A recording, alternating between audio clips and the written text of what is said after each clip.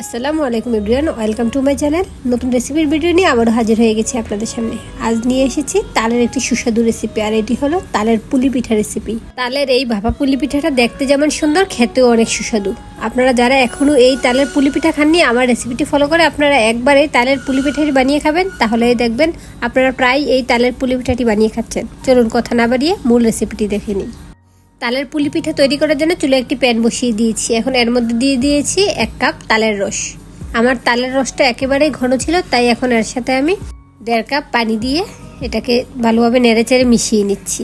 ভালোভাবে মিশিয়ে এটাকে জাল করে নিব।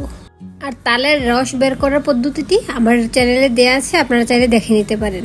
এই তো পানি মিশ্রিত তালের রসে ভালোভাবে বলক চলে আসছে। এখন আমি এর সাথে 1 চা চামচ অরেঞ্জ ফুড কালার মিশিয়ে দিয়েছি। আপনারা এটা স্কিপ করতে পারেন। এই ফুড কালারটা দিলে দেখতে সুন্দর দেখায়, তাই আমি অ্যাড করেছি। এই তো দেখুন ভালোভাবে বলক চলে আসছে। এখন আমি এর সাথে অ্যাড করে দিব 1/2 চা চামচ লবণ দিয়ে এখন এতে দিয়ে দিব চিনি। এখানে আমি 1/2 কাপ চিনি দিয়েছি। মিষ্টিটা আপনাদের পছন্দ অনুযায়ী দিয়ে নেবেন। এখন এর মধ্যে দিয়ে দিচ্ছি 1 কাপ চালের গুঁড়া এবং 1/2 কাপ ময়দা। আপনারা ময়দার পরিবর্তে আটাও দিতে পারেন। 1.5 কাপ পানি দিয়েছি।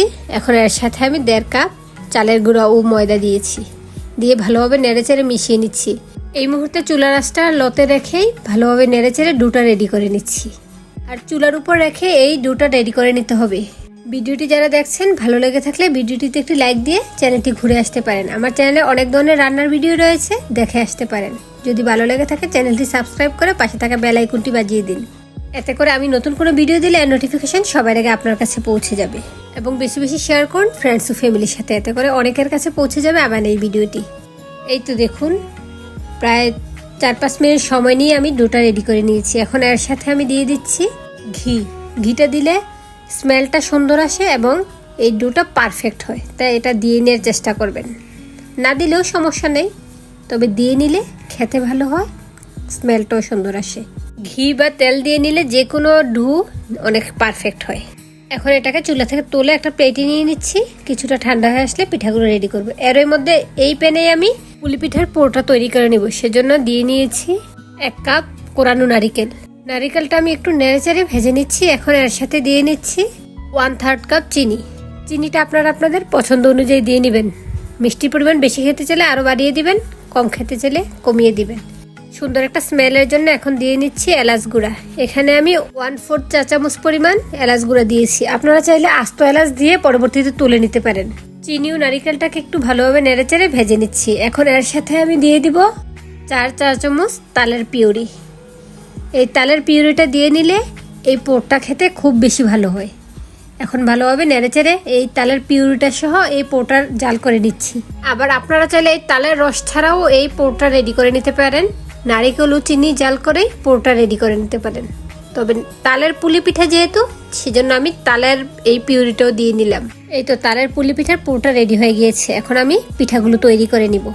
এর মধ্যে ডোটাও কিছুটা ঠান্ডা হয়ে এসেছে। এখন এটাকে আমি একটু মথে নিচ্ছি, স্মুথ হওয়ার জন্য একটু মথে নিচ্ছি। এখন এর থেকে একটু ডো নিয়ে নিচ্ছি।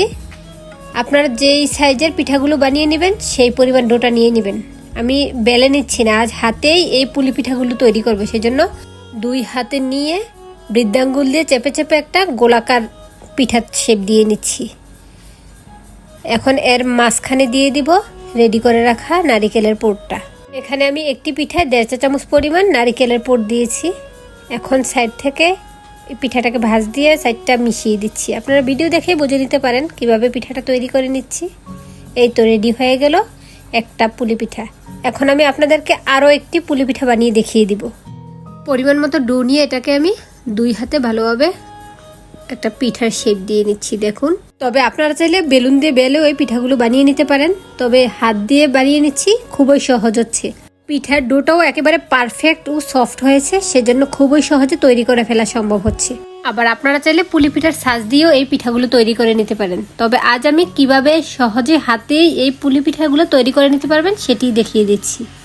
এই তো দেখুন আরেকটি পুলি পিঠাও তৈরি করা হয়ে গেল। এভাবে আমি একে একে সবগুলো পুলি পিঠা তৈরি করে নিয়েছি। আর সবগুলো একটা স্ট্রেইনারে নিয়ে নিচ্ছি। আর স্ট্রেইনারে শুরুতে আমি একটু তেল ব্রাশ করে নিয়েছি। স্ট্রেইনারে তেল ব্রাশ করে নিলে পিঠাগুলো ভাপিয়ে নেওয়ার শেষে খুবই সহজে এই স্ট্রেইনার থেকে পিঠাগুলো উঠে আসবে। স্ট্রেইনারে লেগে থাকার সম্ভাবনা থাকবে না। এখন চুলে একটি প্যান বসিয়ে এর মধ্যে পরিমাণ মতো পানি দিয়েছি। এখন সেই স্ট্রেনারটা সেই পানির পাত্রের উপর বসিয়ে দিলাম। এখন ঢাকনা দিয়ে ঢেকে দিচ্ছি। মিডিয়াম আছে পিঠাগুলোকে ভাপিয়ে নিব 20 মিনিট। 20 মিনিটের মধ্যে এই ভাপা পুলি পিঠাটা রেডি হয়ে যাবে। এই তো 20 মিনিট পর ফিরে আসলাম। এখন ঢাকনা তুলে নিচ্ছি। পিঠাগুলো মনে হচ্ছে রেডি হয়ে গিয়েছে, তারপরও আমি চেক করে নিচ্ছি। একটা টুথপিক দিয়ে একটা পিঠা চেক করে নিচ্ছি। টুথপিকের গায়ে কোনো ডো লেগে আসেনি, অর্থাৎ পিঠাটা রেডি হয়ে গিয়েছে। এখন এটা চুলা থেকে তুলে ঠান্ডা করে আপনাদের সামনে সার্ভ করে নিয়ে আসবো। কিছুটা ঠান্ডা হওয়ার পরই এটা স্ট্রেনার থেকে তুলতে হবে, তা না হলে এটা ভেঙে যাওয়ার সম্ভাবনা থেকে যায়। এই তো আপনাদের জন্য পিঠাগুলো সার্ভ করে নিয়ে আসলাম। অনেক সুন্দর হয়েছে আর খেতেও হয়েছে অনেক সুস্বাদু। আর দেখুন পিঠাটা ভাপিয়ে নেওয়ার পর একেবারে চকচক করছে। এখন একটি পিঠা আপনাদেরকে ভেঙে দেখাচ্ছি। দেখুন একেবারে পারফেক্ট হয়েছে, কোনো অংশ কাঁচাও নেই আর খেতেও হয়েছে অনেক সুস্বাদু। আশা করি ভিডিওটি ভালো লেগেছে। ভিডিও সম্পর্কে কোনো তথ্য জানার থাকলে আমাকে কমেন্টস করবেন, আমি কমেন্টে উত্তর দিয়ে দিব। আর আপনারা আমার রেসিপিটি ফলো করে এই তালের ভাপা পুলি পিঠাটা বানিয়ে খাবেন।